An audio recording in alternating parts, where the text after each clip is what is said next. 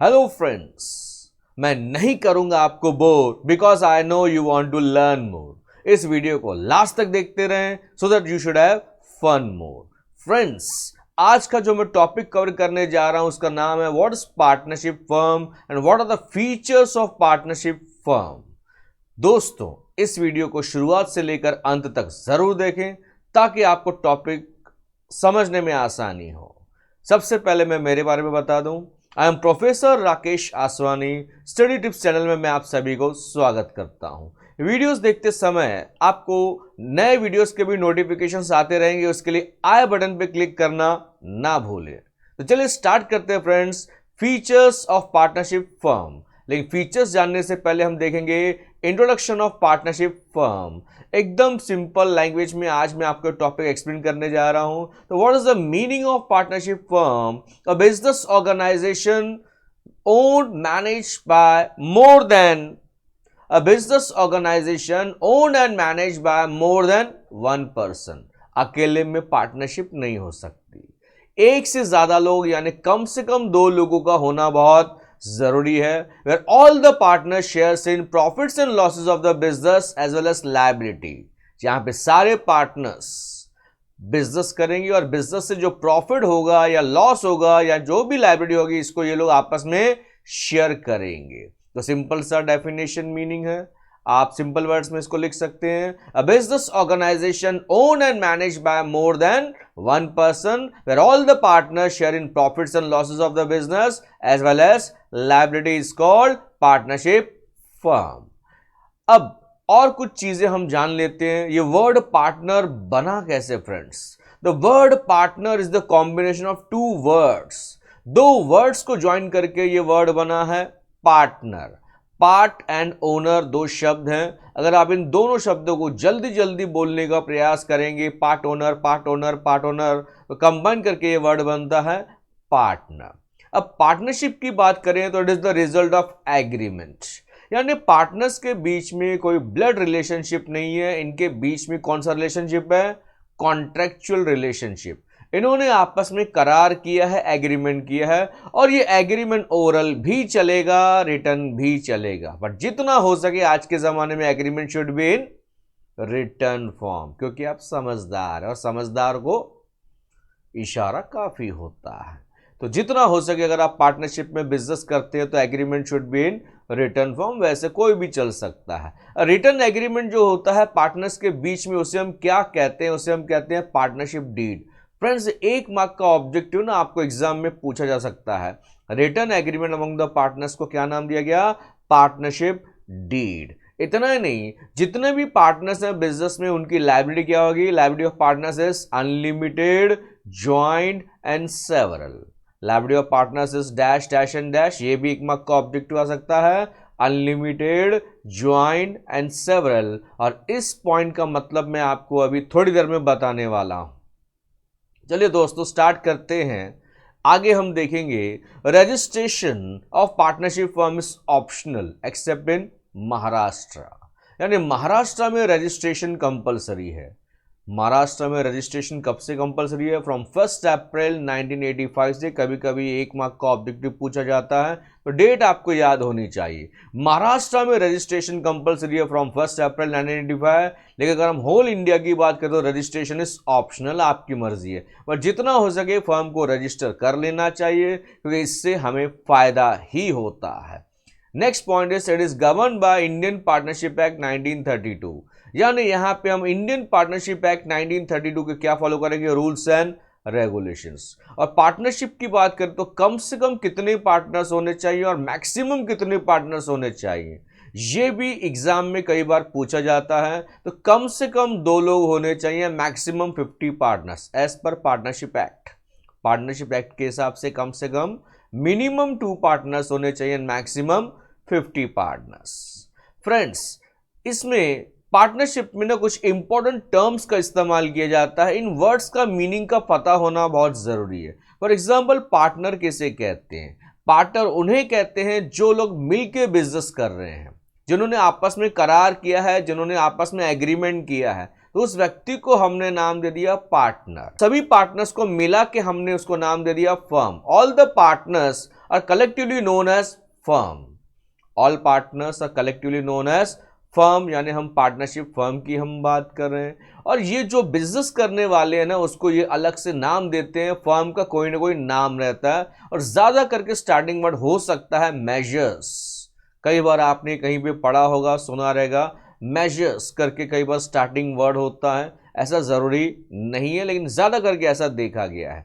इतना ही नहीं, नेक्स्ट पॉइंट तो मैं आपको बता चुका हूं, पार्टनर्स के बीच में जो एग्रीमेंट होता है, उस एग्रीमेंट को हमने नाम दे दिया पार्टनरशिप डीड। तो ये 4 इंपॉर्टेंट टर्म्स बार बार यूज होने वाले हैं। तो मैंने आपको बता दिया, पार्टनर किसे कहते हैं, जिन लोगों ने आपस में करार किया है, तो हर एक को इंडिविजुअली नाम दिया पार्टनर, सभी को कलेक्टिवली नाम दिया गया पार्टनरशिप फर्म, और फर्म के नाम से बिजनेस किया जाता है। फर्म का नाम कुछ भी रखा जा सकता है, पार्टनर्स मिलकर डिसाइड कर सकते हैं, और इनके बीच में जो करार हुआ है उसको हमने नाम दे दिया पार्टनरशिप डीड और एग्रीमेंट। चलिए आगे बढ़ते हैं, अब देखते हैं definition of partnership firm.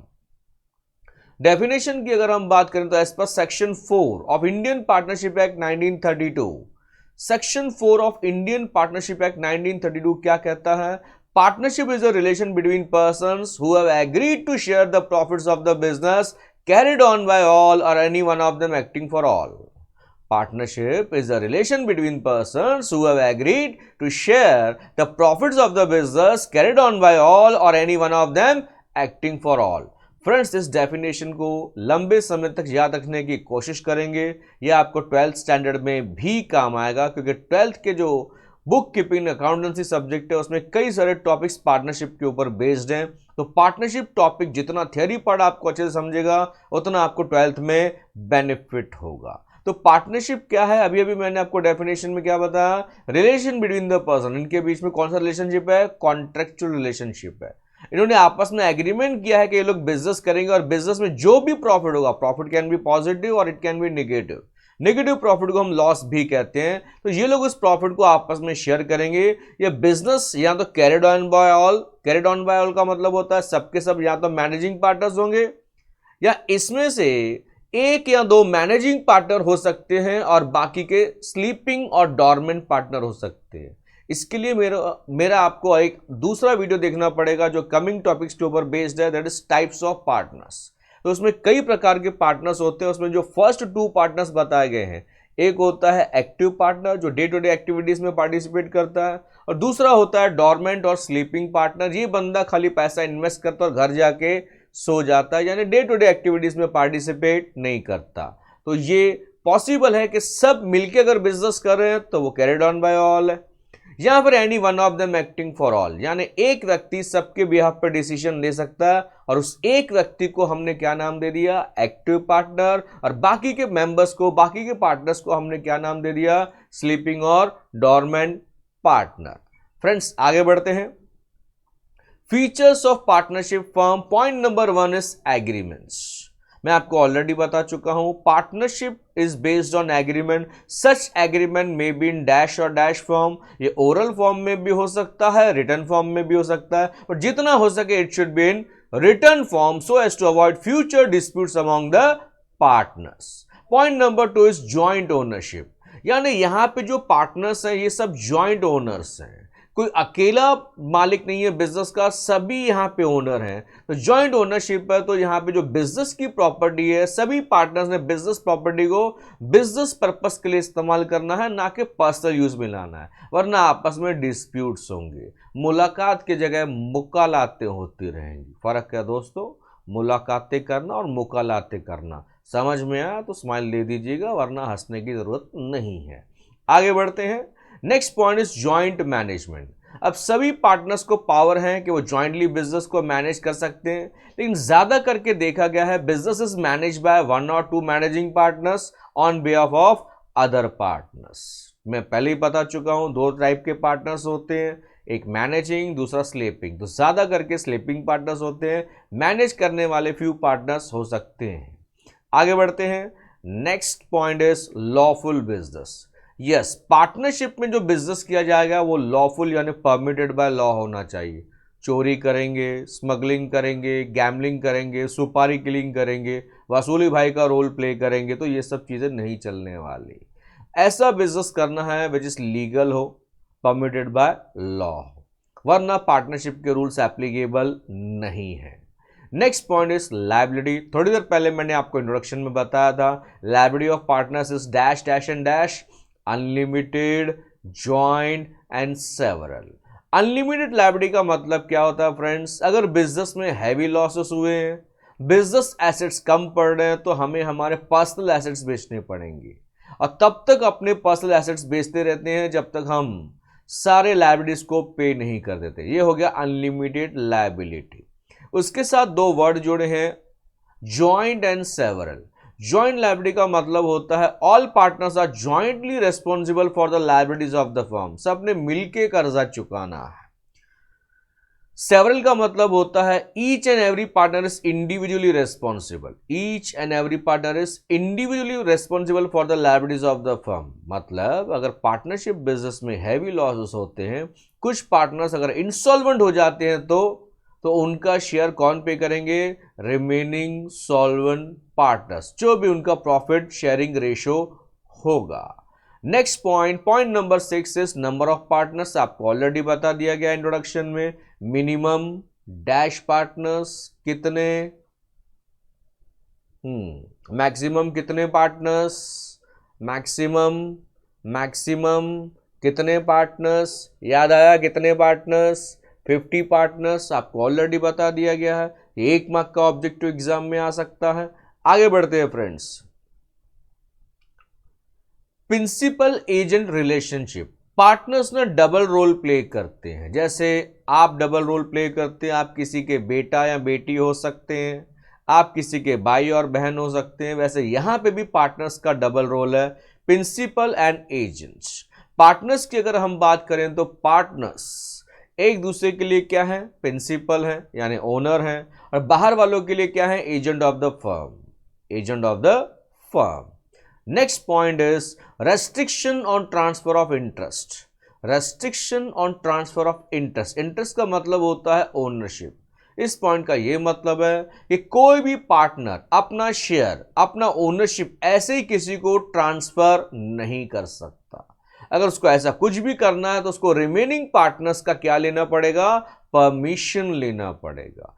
For example, आप और हम बिजनेस में पार्टनर हैं, हम दोनों मिलकर पार्टनरशिप में बिजनेस कर रहे हैं। मैं मैनेजिंग पार्टनर हूं और आप स्लीपिंग पार्टनर हैं। एक दिन मैं बिजनेस कर रहा हूं, मैं बिजनेस मैनेज कर रहा हूं, अच्छा प्रॉफिट हो रहा है, सबको हिस्सा मिल रहा है। एक दिन मैं कहता हूं कि ये मैं बिजनेस छोड़ के जा रहा हूं, मेरी जगह मेरे दोस्त को ला रहा हूं, आपको चलेगा? या आपको बगैर बताए मैं चला जाऊं, अपने दोस्त को अपनी जगह पे अपॉइंट करके जाऊं? तो ऐसा नहीं करना है। अगर मैं ये बिजनेस से जाना चाहता हूं, अपनी जगह किसी और को लाना चाहता हूं, तो पहले मुझे रिमेनिंग पार्टनर्स का परमिशन लेना पड़ेगा, और जब तक सारे पार्टनर्स एग्री नहीं करेंगे तब तक मैं ऐसा कुछ नहीं कर सकता। पॉइंट नंबर 9 में आपको बता चुका हूं, registration of partnership firm is optional. Optional यानी नॉट कंपलसरी, लेकिन वो कहां कंपलसरी है? In Maharashtra, except in Maharashtra. Registration of partnership firm is optional except in Maharashtra. तो जितना हो सके ना फर्म को रजिस्टर कर लेना चाहिए, क्योंकि उसमें हमें फायदा ही होता है। Next point is sharing of profits and losses. अच्छा, रजिस्ट्रेशन की मैं बता दूं आपको, अगर आप फर्म को रजिस्टर करना चाहते हैं तो आपको रजिस्टर ऑफ फर्म्स के ऑफिस में जाना पड़ेगा। रजिस्टर ऑफ फर्म्स के ऑफिस में जाके आपने रजिस्ट्रेशन का फॉर्म भर के देना है। आपकी पार्टनर्स के बीच में जो एग्रीमेंट हुई है उसकी एक copy sign by all partners वो वहां पे जमा करनी है। रजिस्ट्रेशन फीस कुछ होती है वो पे करनी पड़ेगी, फिर फाइनली आपकी फर्म रजिस्टर हो जाएगी। अगर आपकी फर्म रजिस्टर हो जाती है, कल को आपस में कुछ प्रॉब्लम डिस्प्यूट होता है तो आप कोर्ट केस यानी कानूनी मदद आप ले सकते हो, लेकिन उसके लिए फर्म को रजिस्टर करना बहुत जरूरी है। Next point number 10 is sharing of profits and losses. Partners आपस में प्रॉफिट्स एंड लॉसेस को कैसे शेयर करेंगे? They will share profits and losses as per the agreement, यानी उनके बीच में जो भी प्रॉफिट शेयरिंग रेशियो तय हुआ है वो इक्वल हो भी सकता है, कैपिटल कंट्रीब्यूशन रेशियो भी हो सकता है, जो जितना ज्यादा पैसा लाएगा उसको वो हिसाब से शेयर देंगे, या इन्होंने जो भी रेशियो डिसाइड किया है। If agreement is silent regarding profit sharing ratio, agreement silent है, कुछ मेंशन ही नहीं किया, then all the partners will share profits and losses equally. Next point is termination of partner. Termination का मतलब होता है कैंसिलेशन आप कह सकते हो, यानी रिमूवल आप कह सकते हो। अगर रिमेनिंग पार्टनर्स को पता चला कि हमारा एक पार्टनर हमारे साथ धोखा कर रहा है, चीटिंग कर रहा है, तो उस व्यक्ति को ये लोग मिलके अपनी फर्म से निकाल सकते हैं, या इसका रिवर्स भी हो सकता है। आपने देखा कि आपके पार्टनर्स आपको चीट कर रहे हैं, तो आप खुद उस पार्टनरशिप को छोड़ के जा सकते हैं। उसी से कनेक्टेड है हमारा next point also, that is dissolution. तो पॉइंट नंबर 11 क्या था? टर्मिनेशन, यानी कोई पार्टनर अगर बराबर काम नहीं कर रहा है, झगड़ा ज़्यादा हो रहा है, या हमें उसके नहीं समझ में आ रही है उसकी बातें, तो हम उसको जो है पार्टनरशिप से निकाल सकते हैं, उसको उसका जो भी हिस्सा बनता है दे देने का और निकाला जा सकता है। डिसोल्यूशन क्या होता है? Partnership firm gets easily dissolve. इसको डिसॉल्व करना, बंद करना बहुत आसान है। सबसे पहले कई प्रकार का पार्टनरशिप फर्म होता है, उसमें एक होता है पार्टनरशिप एट विल। विल यानी अपनी इच्छा। हम ये पार्टनरशिप का बिजनेस कब तक करेंगे? जब तक हमारा एक दूसरे पे भरोसा है, जब तक हमारी इच्छा है हम पार्टनरशिप चालू रखेंगे। फिर वो 2 दिन भी चल सकता है, 2 साल भी चल सकता है, 20 साल भी चल सकता है। इस फर्म को कैसे भी डिसॉल्व कर सकते हैं? By giving notice in writing. कोई भी पार्टनर राइटिंग में नोटिस दे के रिमेनिंग पार्टनर्स को फर्म को डिसॉल्व कर सकता है। हाँ, अगर रिमेनिंग पार्टनर्स चाहें तो इस बिजनेस को कंटिन्यू कर सकते हैं on the basis of fresh agreement. Remaining partners को अगर ये धंधा कंटिन्यू करना है तो वो कर सकते हैं। उसके लिए उनको फ्रेश एग्रीमेंट बनाना पड़ेगा, लेकिन उसके लिए पहले से ये प्रोविज़न दिया होना चाहिए, पहले से ही पुराने एग्रीमेंट में लिखा होना चाहिए। अगर ऐसा कुछ होता है तो हम फ्रेश एग्रीमेंट करके भी बिजनेस को कंटिन्यू कर सकते हैं। तो फ्रेंड्स, अभी अभी हमने देखे features of partnership firm with introduction. उम्मीद करता हूं कि ये मेरा वीडियो आपको अच्छा लगा रहेगा। अच्छा लगा है तो इसको लाइक करें, शेयर करें, सब्सक्राइब करें। Thank you all for your love and support.